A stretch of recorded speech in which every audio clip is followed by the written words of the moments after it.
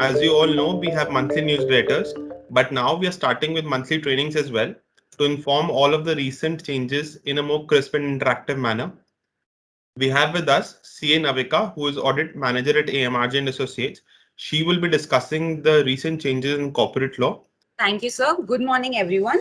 So let's just get into the presentation right within. The first update says that there is an extension of facility for conducting meetings of unit holders of RITs and InvITs through video conferencing. Earlier, the Ministry of Corporate Affairs, through a circular, has permitted the companies to conduct their meetings through video conferencing or any other audio-visual means.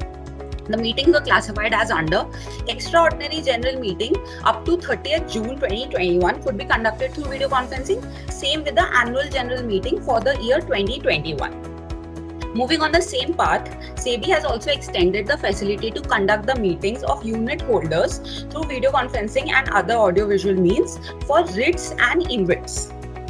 Again, the meetings are classified as the annual meetings till 31st December 2021 can be conducted through video conferencing, and any other meeting till 30th June can use this facility. Now, what exactly is RITs and InvITs? RIT is Real Estate Investment Trust, and InvIT means Infrastructure Investment Trust. These trusts are basically innovative vehicles that allow developers to monetize the revenue generating real estate and infrastructure assets while enabling investors to actually invest in these assets without owning them. Similarly, like mutual funds.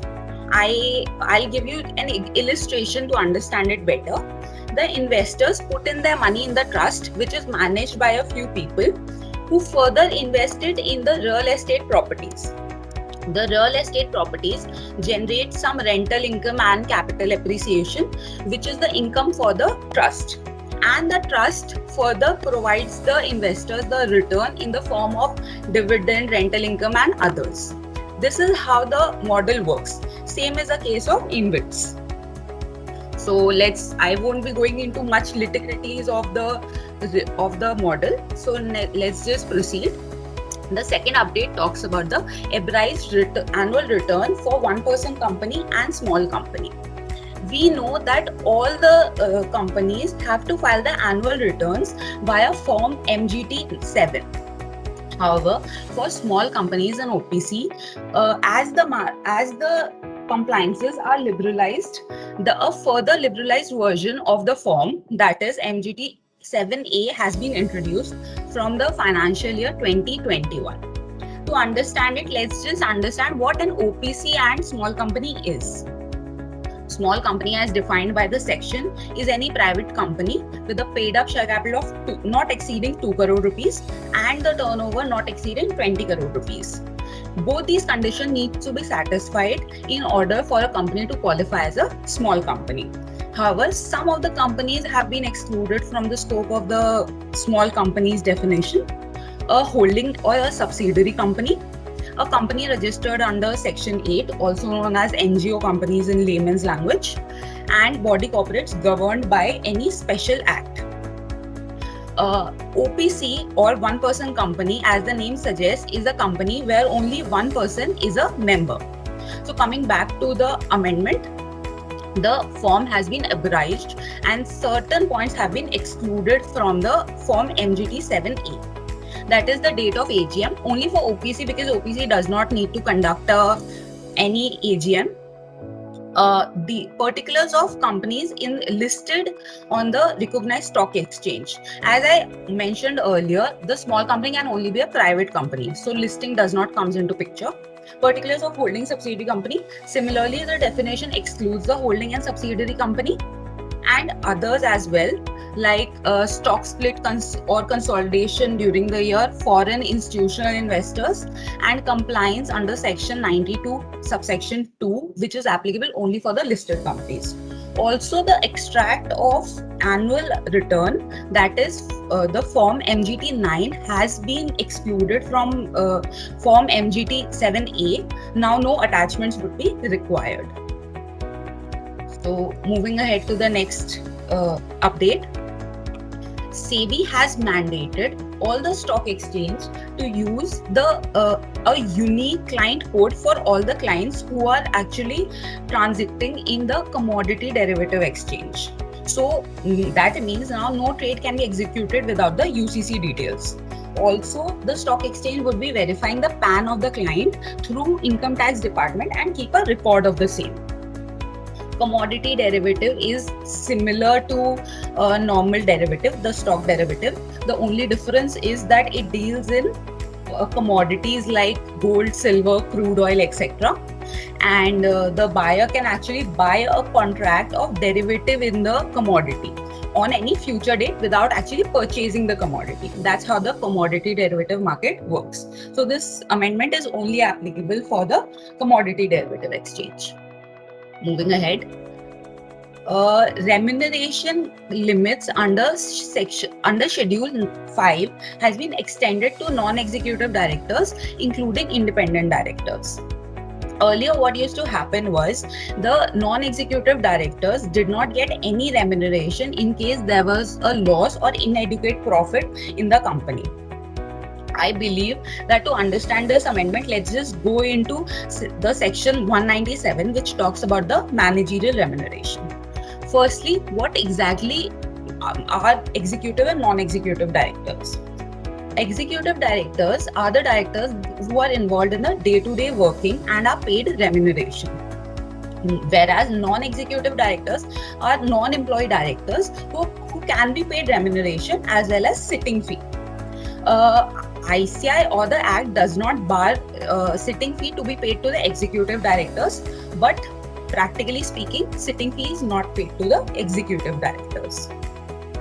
Moving ahead to section 197, the managerial remuneration. First thing first, this section is only applicable to the public companies, not to the private companies. The upper limit that has been imposed by the section for all the remuneration paid to managerial person is 11% of the net profit. In case the company wants to pay anything over and above the 11%, they can pay by an approval in a general meeting subject to the provision of Schedule 5, which we will be coming to in later. There are also some internal limits for remuneration. Now, the companies can majorly be divided into three parts. If the company has one managing director, full-time director, or a manager, more than that, or no one at all. If the company has one managing director, full-time director, or manager, just one of them, a maximum of 5% of the net profits can be paid as remuneration. To other directors, that is the non-executive directors, 1% of the net profit can be paid. Similarly, if there are more than one MD, WTD, or the manager, maximum remuneration to all of them consolidated can be paid up to 10%. Again, others including the CEO, CFO can be paid 11% because the upper limit is 11% in the section. In case there is no managing director, full-time director, or a manager, the maximum remuneration that can be paid to other directors is 3% of profit. So what happens if the company does not have any profit or have inadequate profits? Will there be no remuneration paid? Thankfully, no. Schedule 5, Part 2 is there to save us. In accordance with this schedule, if there are inadequate profits, the remuneration can be paid through effective capital method. Now, what is an effective capital? It is the organic capital that is employed in the business, which includes share capital, reserves and surplus, and any long-term debts. It also needs to be reduced by the accumulated depreciation and amount invested outside the business. This is the limit of remuneration that is being paid to the various directors, depending on the limit of effective capital. If the effective capital stands negative or less than 5 crore, yearly remuneration to managerial person would be 60 lakhs and to other director would be 12 lakhs. This is the upper limit I'm talking about. Between 5 crore to 100 crore, managerial person receives 84 lakhs, other directors receive 17 lakhs.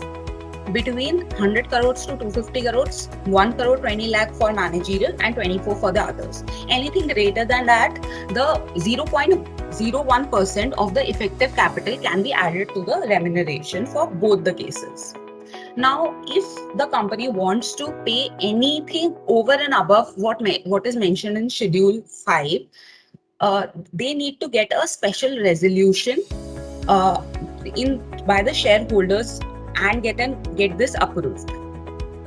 To pay this remuneration, there are some other conditions that have been attached, including an ordinary resolution in the general meeting and an approval by the remuneration committee. Also, please note that for paying this remuneration, there should not be any defaults in the debts, debentures, or the interests by the company in the same financial year. Because if the defaults are being made, the profits and reserves obviously gets increased multifold. So there should not be any default. Now coming back to the notification, earlier it did not include non-executive directors and independent directors, but now they are being included in order to provide fair compensation to them. So the scope has been increased. However, the limit stays the same. Date is a very small one. The central government has established a central scrutiny center. This center will be carrying out the verification of various e-forms filed by the companies to the registrar of companies. This is a parallel body to Central Processing Center in Bangalore for income tax. Likewise, like the CPC verifies the income tax returns of the various individuals. Similarly, here various e-forms would be scrutinized and further action would be taken. Mandatory use of accounting software with audit trail. I've switched this notification a bit. Earlier, the notification was issued from the financial year 2021, that was 1st April 21. However, there was a further update which said from financial year for 2022, that is 1st April 22, every company shall use only such accounting software having feature to record audit trail for every transactions carried out by them and the date of any changes or modifications made in the company. And in short, the most important point is that the audit trail feature cannot be disabled. What is an audit trail exactly?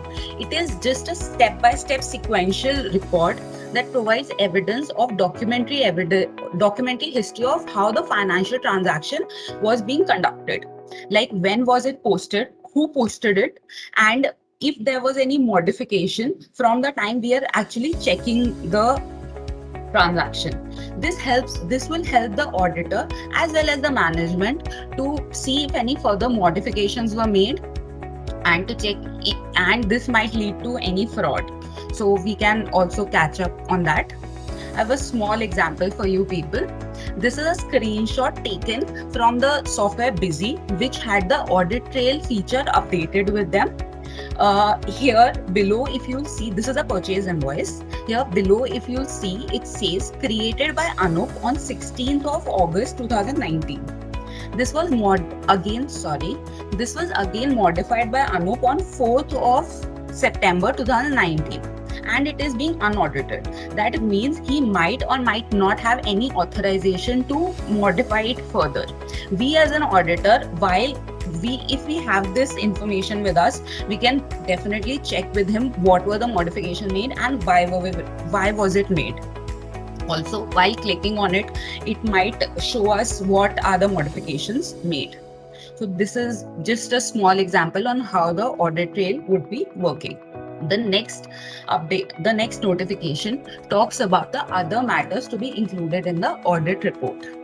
Now the audit report have also been amended from the financial year 2021, that is 1st of April 2021. The following matters have been omitted or included in the auditor's report. Firstly, clause D has been omitted. That clause talked about the specified bank currency that the company held from 8th of November 2016 to 30th December 2016.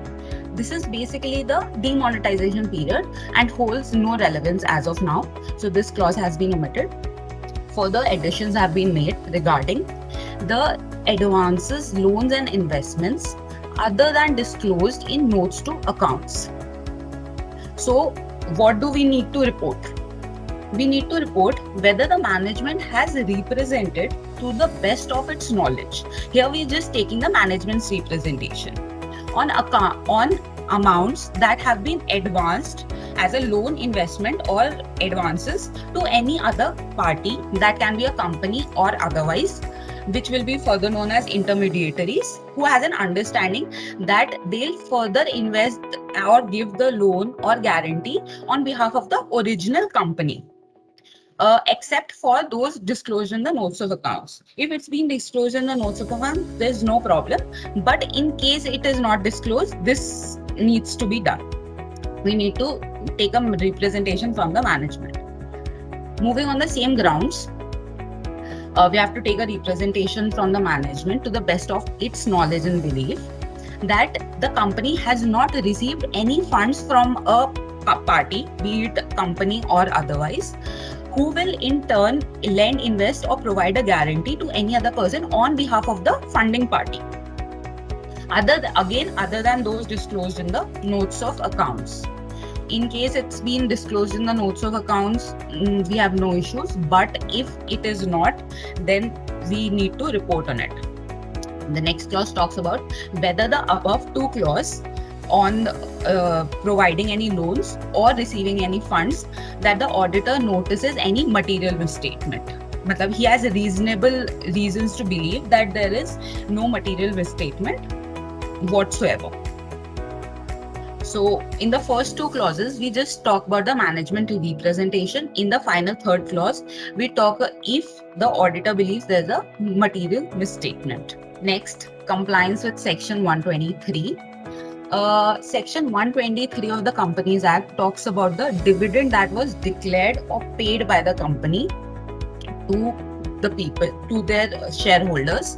I have also provided what are the list of details that needs to be checked. So in case the company has declared or paid the dividend, we need to check for the requirements of section 123 and report therewith. Next point, comment on the use of accounting software using Audit Trail.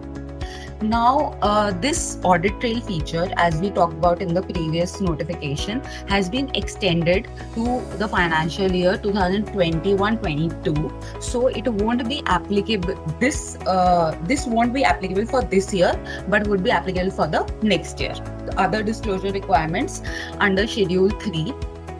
Now, there's a third part of the notification which talks about what are the disclosure requirements in Schedule 3 apart from those given already. There's an extensive increase in the disclosure requirements which are mandated from 1st of April 2021. I'll just be discussing a few important ones of them. Otherwise, you can just maybe go through the others and read it in detail. Firstly, disclosures on shareholding of promoters. The information on the name of the promoter, the amount of the number of shares hold, the percentage of the shares hold, and any change during the year needs to be reported. Earlier, what used to happen was the shareholders holding only more than 5% of the shares were to be disclosed under Schedule 3. But now, an amendment, even if the promoter holds a single share, a disclosure needs to be made. Trade payables and trade receivable aging schedule needs to be given. For trade payables, earlier only classification in two major areas were done, MSME and otherwise. Aging schedule needs to be presented with the comparative information of current year and previous year. Similarly, for trade receivables, an aging schedule needs to be given. Earlier, what we used to do was we used to present it based on less than 6 months and more than 6 months. Now, inclusive of that, the schedule has been extended to 1 to 2 years, 2 to 3 years, and more than 3 years. So it will be quite of a task. As it is a comparative schedule to be given, we can also maybe prepare the schedule for the working of the next year. It will help us in presenting for the next year. Reconciliation of gross and net carrying amount of each class of assets, including intangible assets. We give a schedule of fixed assets which give us the movement of gross block and accumulated depreciation. But now, as per Schedule 3, some other disclosures needs to be made, like acquisition through business combination, any change due to revaluation, or any impairment losses that have been created. So it'll be a movement of each class of assets from the gross and the net carrying block. Next point says that the title deed of immovable properties which are not held in the name of the company needs to be disclosed.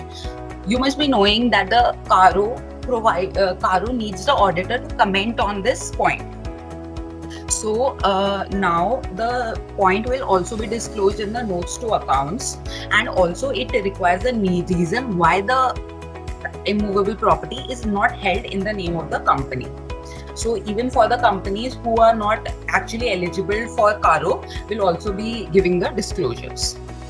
Next disclosure regarding revaluation and capital work in progress, aging, and intangible assets in under development. Many a times capital work in progress and intangible assets take more than 1 year to develop. So for the development, the aging needs to be provided as to how long it has taken for the development. Details of Benami properties held. And if the company has been initiated or there's a pending litigation under the Benami Transaction Prohibition Act 1988, so the details of the case needs to be highlighted in the notes of accounts. Caro 2020 also talks about the Benami properties.